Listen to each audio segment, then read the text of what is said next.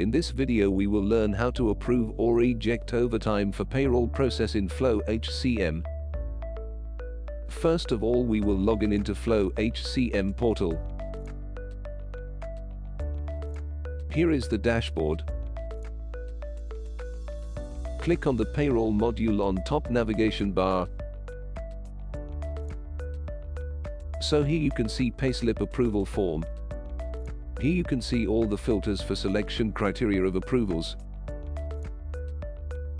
Payslip type drop-down shows all types of requests that can be viewed.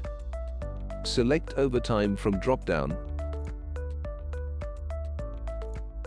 In the grid below you can see list of requests, employee details, payslip details, and the remaining payslip data can be seen in grid.